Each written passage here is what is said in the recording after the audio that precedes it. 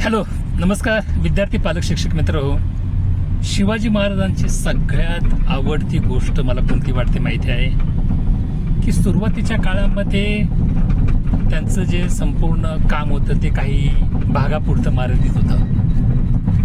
नंतर त्यांनी आपला स्वराज्याचा कारभार, आपला प्रदेश वाढवत नेला आणि नंतर ते राजे बनले.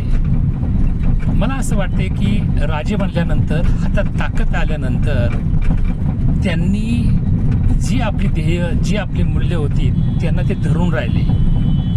कुठेही त्यांनी अराजकता आपल्या मनाची, आपल्या संस्काराची दाखवून दिली नाही. किंवा एकदा आता सत्ता आल्यानंतर माणूस थोडासा अहंकारी बनतो, तो अहंकार त्यांना शिवला नाही.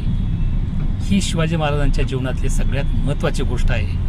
आणि मला असं वाटते की याचं संपूर्ण श्रेय हे राजमाता जिजाऊंना देणं गरजेचं आहे की असा संस्कार त्यांनी त्यांच्यामध्ये लहानपणापासून बिंबवला, म्हणून आपल्याला असा एक महान राजा संपूर्ण जगाला, संपूर्ण भारताला दिशा देणारा मिळाला असं मला वाटतं. आणि ही फार मोठी गोष्ट शिवाजी महाराजांच्या जीवनातली घेण्यासारखी आहे की हातात सत्ता आल्यानंतर सुद्धा माणूस आपल्या ध्येयाला, मूल्यांना धरून राहतो आणि त्या पद्धतीने अजून चांगल्या पद्धतीने काम करण्याचा प्रयत्न करतो.